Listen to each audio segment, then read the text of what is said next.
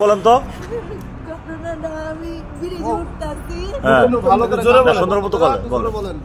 আমি ব্রিজের উপরে উঠছি, ওটার পরে আমার হাতে যে ছোট ব্যাগটা ছিল সেটার ভিতরে একটা বড় মোবাইল আসছিল, আর একটা টাচ মোবাইল, আর একটা ছোট মোবাইল আসছিল, আর 3000 টাকা ছিল।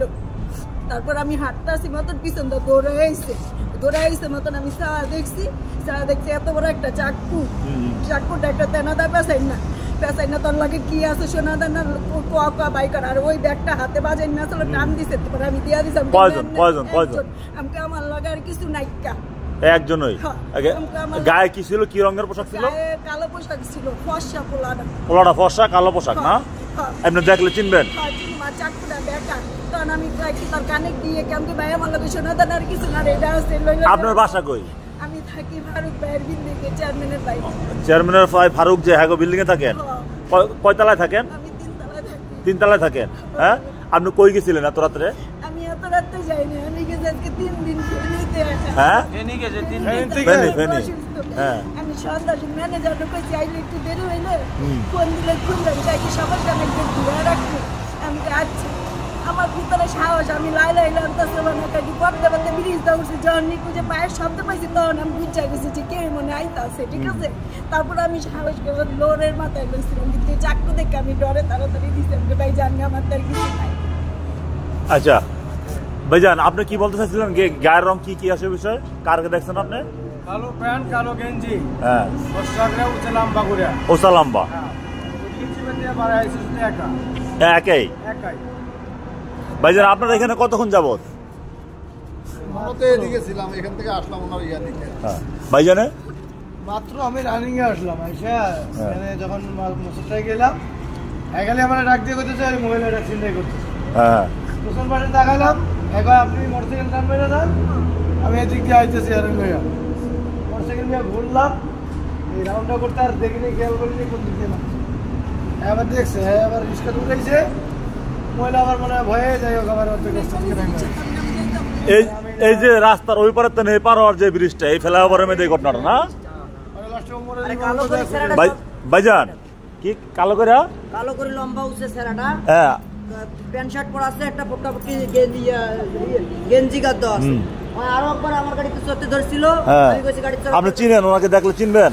আমিও দেখলে চিনবো, মানে কখনো কালো পরে কখনো গেঞ্জি, ওই গেঞ্জিটা আবার কিছু পাল্টাই পাল্টা গেঞ্জি পরে, কিন্তু আমি ফেস চিনবো, দেখলে ফেস চিনবো।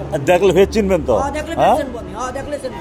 এই ফ্লাইওভারে চলে রাতের আধারে ছিনতাইকারীদের অবস্থান এবং ব্রিজের নিচেও চলে। আমরা একজনকে পাই এবং জিজ্ঞেস করি। কাজ করি এখানে। কিসে কাজ করেন? কোন ভাই চিনে? আরো চিনেন? হ্যাঁ, সুইপার। সুইপার হিসাবে চিনো? কাজে যাবো। কিসে কাজ করো? কাজ করবো এই মহল্লায়। কার্ড আছে তোমার? কার্ড তো আছে, কার্ড এখানে তো ঝাড়ু কাজে। তোর নাম কি? আমার নাম পারভেজ। তুই আমি কি আর ছাত্র কিরা? আমি কি করো? কি কাম করস? গাড়ি। কোন গাড়ি? তোর কার্ড দেয়া? আইডি কার্ড দেয়া? আইডি কার্ড নেই তো আমার। হেল্পার।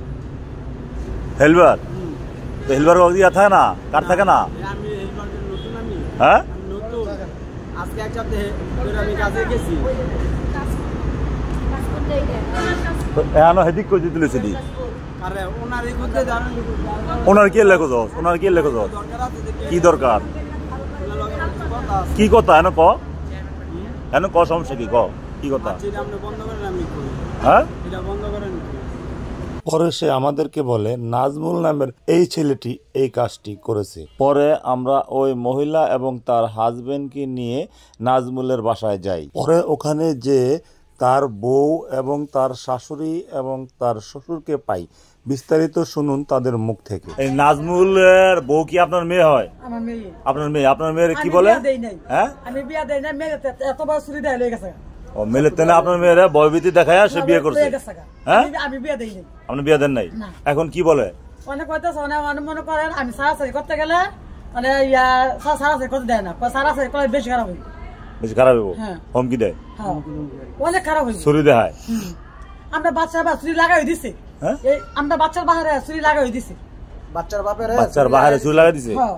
মানে ওর শ্বশুরে হ্যাঁ শ্বশুর এই বনাই কদিন আগের ঘটনা এটা এটা কয়দিন আগে শোনো কয়দিন আগে হইব গো 1 মাস হইব আছে উনি আছে বাসায় হ্যাঁ 2-3 দিন হইব হ্যাঁ আমার মায়ের রাত গেছে আই বনে কখন গেছে এই যে কত আগে মায়ে একবার নিয়ে দিয়াই আবার আনি একবার নিয়ে দিয়া আবার আনি হ্যার বয়ে হ্যাঁ হ্যাঁ বয়ে বলেন আপনি কি বলেন মেরে দ্বারা যায় আর যদি লগে না আসে তো চাকু দেয় এরপরে সাথে আমার জামা লাগে আপনার চাকু দেয় হ্যাঁ হ্যাঁ চাকু দেয়া কি কয় চাকু নাম করে সমস্যা করবো সমস্যা করো মেরে লাগবো হুমকি দেয়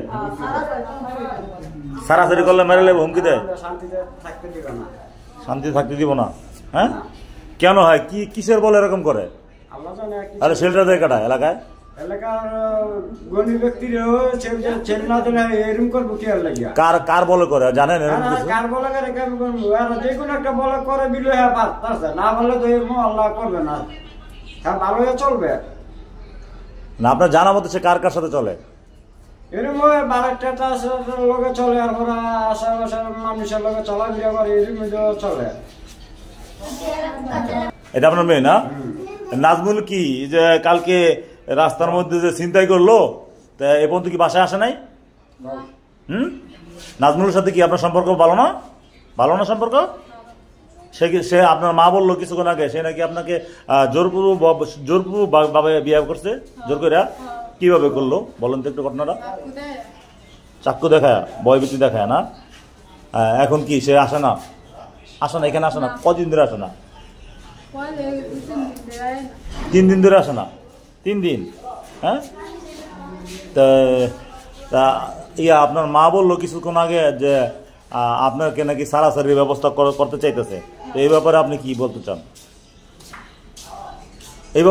বলতে চান ওরা ছেড়ে দিবেন আর এই যে এটা কি বর্তমান আপনি তার ওয়াইফ এই যে ঘটনাটা করছে টাকা পয়সা নিছে এই ব্যাপারে কি কিছু বলবেন